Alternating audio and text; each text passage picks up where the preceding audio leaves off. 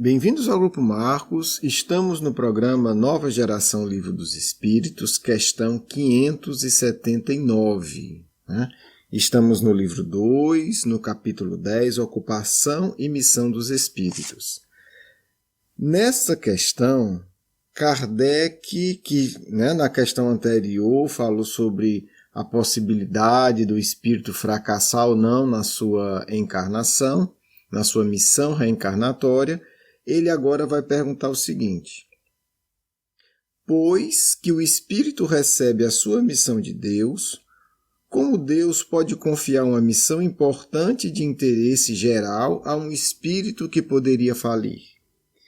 Lembrando, Kardec aqui ele trata das missões como as nossas, missões menores do ponto de vista da coletividade, depois ele trata das grandes missões. E aí Kardec vai perguntar o seguinte: tudo bem, o indivíduo tem a sua missão particular, mais ligada a ele faliu, ok, ele vai reencarnar e reparar. Mas por que Deus permite que espíritos que possuem missões de impacto geral, eles possam falir, eles possam fracassar e assim impactar negativamente a história da humanidade? Vamos tentar aqui alguns exemplos didáticos para a gente entender um pouco o que Kardec pergunta. Por exemplo, um imperador romano, que a vida dele, a missão dele vai impactar muitas vezes a história da humanidade. Um presidente de uma grande potência que vem com uma determinada tarefa para o bem, e aí se corrompe, se perde, se torna agressivo, enfim, etc. e tal. E isso impacta negativamente o mundo, gera guerras e etc. O que Kardec está perguntando é isso: olha, se Deus decide as missões importantes, por que isso acontece? Nós não deveríamos esperar que, para determinadas missões, nunca houvesse falha? Então Kardec pede que os espíritos expliquem isso. Como é que a gente responde isso dentro da compreensão espírita que eles estão nos ensinando? Os espíritos respondem primeiro com uma pergunta: Deus não sabe se seu general será vitorioso ou vencido? Perguntam para Kardec: olha, você não entendeu ainda que Deus sabe quais são as consequências das ações? O que vai dar certo e o que vai dar errado? Continuam os espíritos: ele o sabe, estáis certos. E seus planos, quando importantes, não dependem desses que devem abandonar a obra em meio ao trabalho. Toda a questão está, para vós, no conhecimento do futuro, que Deus possui, mas que não vos é dado. O que acontece? Kardec vai colocar aqui para a gente um tema central. Nós sempre avaliamos o passado e o presente e o futuro que nós imaginamos apenas de um ponto de vista pessoal. Nós, de fato, não sabemos medir sequer quais são as missões mais importantes da Terra. Quais são as missões que, se não derem certo, não vão comprometer os planos de Deus? Vamos dar aqui um exemplo bem simples. Qualquer um de nós que cruzasse com Jesus de Nazaré na Galileia, antes da compreensão de quem ele era, diria: bem, ele é um filho de um carpinteiro, está lá trabalhando com o pai, cuidando da vida dele, é uma pessoa que gosta de rezar e tal, mas a missão dele não vai fazer muita diferença.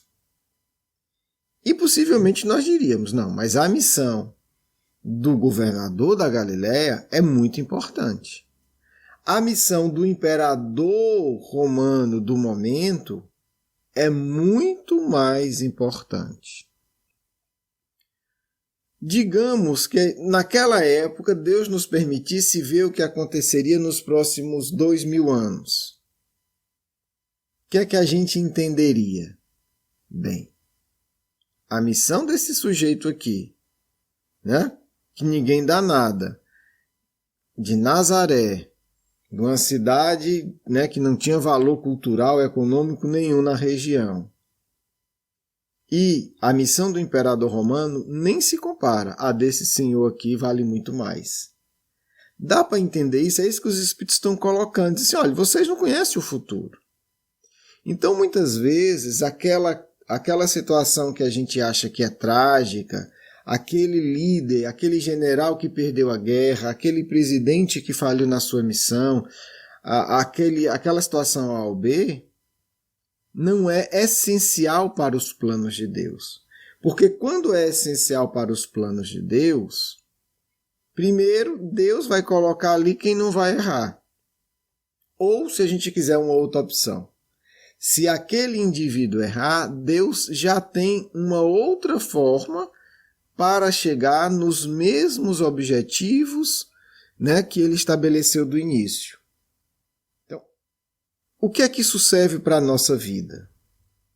O que é que isso nos ajuda a entender? E aí isso é muito importante. Tanto do ponto de vista da história da humanidade, quanto do nosso ponto de vista particular. Nada do que é essencial é de fato perdido. Porque vai acontecer a vontade de Deus. E tudo aquilo que for essencial será sempre providenciado de um jeito ou de outro pela divindade. Às vezes a gente pode encontrar a resposta disso na nossa própria história. Às vezes a gente perde algo, às vezes a gente não consegue atingir, não passa num concurso, não passa no Enem, não passa numa entrevista de emprego, ou perde alguma coisa, perde um carro, perde dinheiro, é enganado, é assaltado, enfim, acontece alguém que a gente ama muito desencarna. E aí, muitas vezes a gente tem esse pensamento, não, agora não tem como dar certo mais. Agora deu errado. Agora minha vida perdeu todo o suporte. Eu não vou conseguir fazer mais nada de importante na encarnação. Engano nosso. Quem já passou por isso sabe. Quando a gente menos espera, de onde a gente sequer poderia sonhar, surge um caminho novo. Surge uma luz. Surge uma solução melhor do que a solução que a gente sonhava. Então Deus, quando rege a história, e na visão espírita, Deus sim, Deus rege todas as vidas individuais do universo e rege todos os acontecimentos coletivos. Né? Essa é a visão espírita da relação de Deus com o universo, com todos nós. Deus está atento a tudo. Então não pode haver, falando numa linguagem bem simples, um beco de fato sem saída. A gente pode ter a sensação, ou a gente pode até se meter num beco sem saída do nosso ponto de vista. Mas do ponto de vista da realidade do universo, do ponto de vista de Deus, sempre existem milhares, milhões, infinitas saídas. Vamos dar um exemplo aqui. Aqui a gente vai entrar num terreno hipotético, né? Porque a gente não tem certeza, mas são exemplos. Tudo indica que Napoleão, um espírito superior, faliu na sua missão. Né? Pelo menos pelos propósitos que a gente vê que ele dizia e que fazem sentido. Quer dizer, Napoleão veio para organizar o mundo da grande catástrofe, da grande bagunça que foi a Revolução Francesa, mas tudo indica que a ideia não era ele restaurar o passado, mas ele criar uma outra estrutura para o futuro. Mas ele conseguiu restaurar a bagunça que a Revolução Francesa fez, mas começou a valorizar aquilo que era para ele superar, quer dizer, os regimes absolutistas. Então, a missão dele foi parte sucesso, parte fracasso. Mas nem por isso a história deixou de caminhar. Nem por isso, posteriormente, uma sociedade mais democrática deixou de ser instalada na Europa. Dá para entender isso? Então, assim, Talvez o ideal fosse o próprio Napoleão ter criado um ambiente de mais democracia. Ele deu um passo, depois parou e voltou um pouco. O saldo foi positivo, acredito. Mas parou. Então tudo isso são pequenos acidentes históricos que Deus está vendo, que está no plano da divindade. E aí vamos para uma questão muito interessante, que nós não vamos entender exatamente, mas se a gente pelo menos tem uma noção, ela dá uma sensação de segurança profunda. Ou pelo menos nos convida a isso. Deus vê todo o futuro. Quanto mais evoluído o espírito, mais ele vê o futuro. Então a gente vê essa confusão na Terra e a gente pensa no Cristo. O Cristo já sabia de tudo o que ia acontecer. O Cristo, por quê? Ele não sabe tanto quanto Deus, mas ele está muito próximo a Deus. A prova disso é o Apocalipse, né? Temos um estudo sobre o Apocalipse. O que é o Apocalipse? É o Cristo mostrando para João, evangelista, os acontecimentos futuros em linhas gerais. Então, não tem nada fora do controle. Não tem nenhum imprevisto que estragou tudo. A Terra está na fase da regeneração, de entrar na regeneração. A Terra está na fase da grande desordem que vai trazer a ordem. E isso já era sabido pelo Cristo há mais de 2000 anos atrás. A gente pode falar de 2000 anos porque tem um texto, tem um Apocalipse, quer dizer, mas ele já sabia disso antes. Então o que acontece? Esta compreensão que os Espíritos estão dando para Kardec é a seguinte: nada do que é essencial dá errado. O detalhe pode variar. Aquela questão que não vai atrapalhar o conjunto da obra é onde a gente tem o nosso livre-arbítrio. Mas o nosso livre-arbítrio não tem poder de alterar o que Deus já estabeleceu. Deus estabeleceu que a Terra vai entrar numa fase de regeneração. Está estabelecido. Isso vai acontecer. Por mais que você, os habitantes da Terra, ajam contra esse propósito vai acontecer. Não interessa. Por quê? Porque os recursos de Deus são infinitos. Eu vou falar só alguns para a gente, fechar isso aqui com uma compreensão bem clara. Por exemplo, eu resolvi me revoltar. Eu vou trabalhar contra, como tem muita gente fazendo, o mundo da regeneração. Vou me revoltar, vou espalhar tudo que é desordem psíquica, vou gerar intriga, vou gerar calúnia, vou propagar os vícios, vou incentivar a maldade o máximo que eu puder. O mundo de regeneração vai deixar de acontecer? Não, ele vai acontecer do mesmo jeito. Por quê? Porque se eu me torno esse elemento, é muito simples para o plano espiritual executar as ordens de Deus. Primeiro porque eu desencarno na hora que os espíritos superiores quiserem. É simples assim. Se vier uma ordem do mais alto, o Carlos Luiz vai desencarnar hoje, ele vai desencarnar hoje. E ponto, não interessa o detalhe. O espírito vem e executa. Primeiro ponto. Segundo ponto. Cedo ou tarde eu desencarno. No plano espiritual, eu simplesmente sou imobilizado, se os espíritos quiserem. Como a gente vê acontecer aí regularmente em reuniões mediúnicas bem dirigidas para certos casos de espíritos. Outro, como Kardec já explicou o que aconteceu na Terra, com o símbolo de Adão e Eva, eu posso simplesmente ser expulso. Meu filho, você vai para um outro sistema solar. E você vai reencarnar nas condições que for vontade de Deus. Você vai reencarnar entre homens pré-históricos, você vai reencarnar sem poder mexer o corpo, enfim. Então, a gente é muito tolo quando a gente imagina que um pobre de um ser humano, de um espírito, vai ter um controle de alguma coisa. Não tem mesmo. E aí é o lado bom. Se nós nos permitirmos sentir que Deus nos ama, quanto mais a gente abrir nosso coração, mais paz a gente vai ter. Porque o Espiritismo já ensina. Todos os detalhes estão sob o controle de Deus. Deus sabe a consequência de que o governador, do que o presidente, do que o policial, do que o motorista do ônibus, do que eu e do que você estamos pensando hoje. Deus sabe exatamente onde é que vai chegar e Ele interfere da forma que Ele vê que é melhor, da forma que Ele quer, porque Ele é Deus.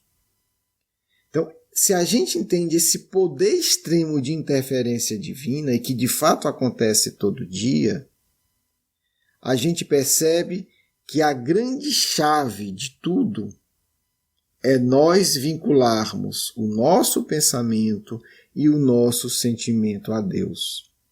Porque Ele resolve tudo. Ele pode nos indicar saídas que a gente nem sonha. Você pode estar hoje numa situação que você diz para você, não tem mais jeito, não tenho o que fazer, não tenho esperança, não vejo luz no fim do túnel, não tenho ânimo, não tenho nada. Que tal uma oração nesse instante e que ela continue ao longo da sua vida?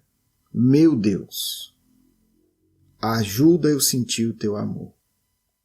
Ajuda para que eu tenha coragem.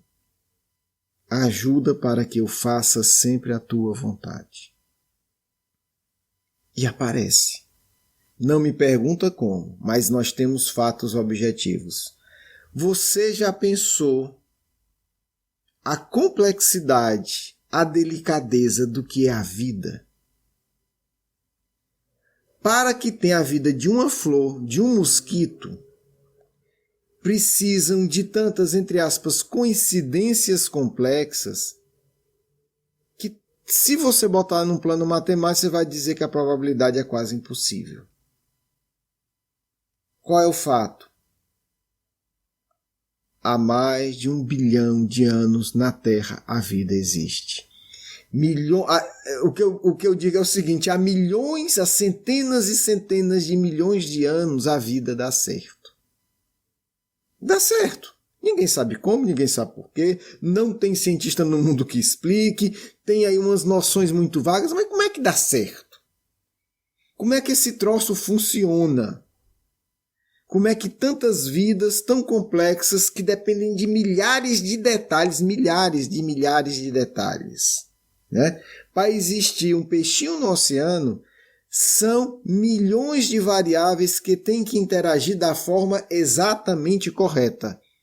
Porque se variar um pouco da salinidade, se a temperatura mudar para cima, para baixo demais, se a incidência solar, se o oxigênio na água, se o nitrogênio, se a espécie que produz a alga que aquele peixinho se alimenta for alterada, são milhões e milhões de interações que tem que dar certo para existir um simples peixinho no oceano. Quem toma conta disso? Mas o ser que toma conta disso também toma conta da sua vida e da minha. Então não vai existir ninguém que possa te prejudicar. O fracasso de ninguém pode derrotar a tua missão encarnatória. Ah, mas veio um espírito iluminado, ele deu errado. Ok, que pena.